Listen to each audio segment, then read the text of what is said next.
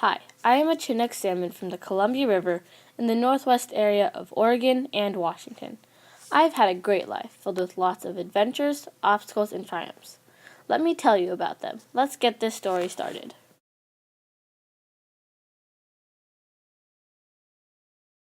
Since adult salmon die after they spawn, I never had a chance to meet my parents. I'm sure they cared about me and my siblings, though, because it took a lot of work to come back to our oak to lay us eggs. You see, us salmon, when we become spawners, we swim all the way back from the ocean to the same spot where our eggs hatched. There we mate with other salmon nearby and lay our own eggs. I will go into greater detail about that later, but back to my story. So I was born in one of the farthest roads from the ocean in the Columbia River. There were around 6 inches of gravel above me when I was born, and above that, a nice cool shady spot in the river, prime real estate. As we lay there from late summer to late winter, the only nutrients we had were within our egg.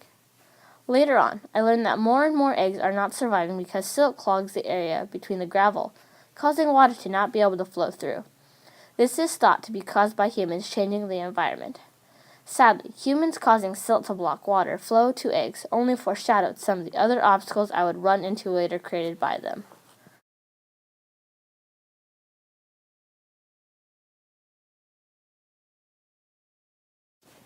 Let me tell you, it took quite a lot of effort to break out of that egg. For a few more weeks, I remained in the gravel before I finally made my journey to break out of the gravel. It was a good thing I had my yolk sac filled with all the nutrients I needed to break free, and it also began to shrink from the time I hatched to when I came out from the gravel. My yolk sac also was able to absorb action through the vitalin vein running through it. Even after I broke through, I still stayed in the darkest areas possible, for the light was not something I wanted to be in at that time.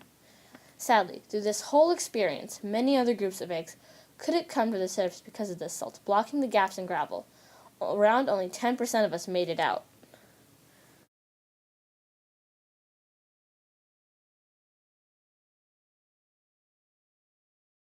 Before, as an Alevan, I seemed to be a little scared of coming out into the open, but I have begun to branch out at night when it's dark and predators can't see me.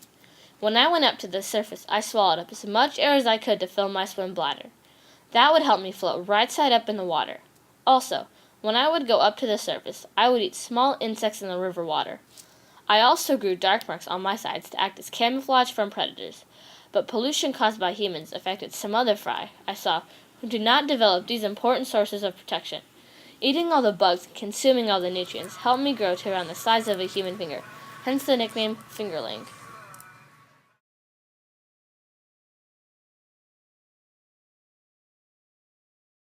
As I became a smolt, I went through a lot of physical changes to prepare me to migrate to the ocean to live out my adult life. My gills fully developed and adapted for the change in salt in the water as I migrated. Also, my camouflage marks disappeared, and instead I grew light and shiny on the bottom and dark on top. This was so I could blend in with the environment. But before I reached that estuary, let me tell you what a journey it was.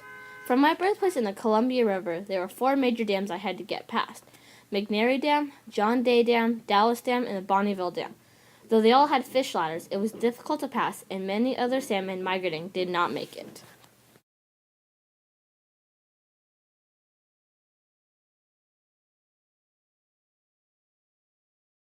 I spent the majority of my adult salmon life in the ocean. There's a lot more food than in the river, but when El Nino hits occasionally and the ocean temperature rises, many of us can die from a lack of food in an unsustainable environment.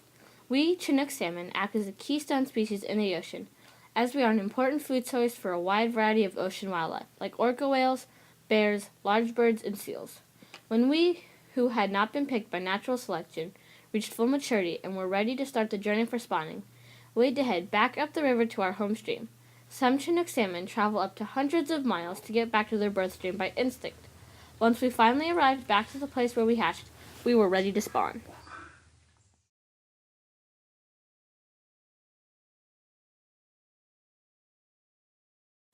Once I had finally reached my birth stream, I felt very different. I hadn't eaten since I was in saltwater, and my body had changed greatly.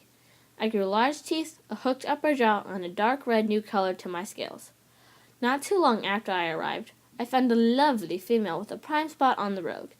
I stayed by her as she finished scooping gravel with her tail It created a depression perfect for our eggs. After she laid the eggs, other males also came over and fertilized them, causing genetic variants. Jerks. I left soon after, yet my female stayed by those eggs until she died, a month before the eggs would be ready to hatch. As for me, I am also feeling weak. I will be passing soon, but I would like to leave a message with you all. If our environment continues to be altered, we will not be able to keep up, and our keystone species will become extinct. Help take care of our environment so we can continue this wonderful cycle of life.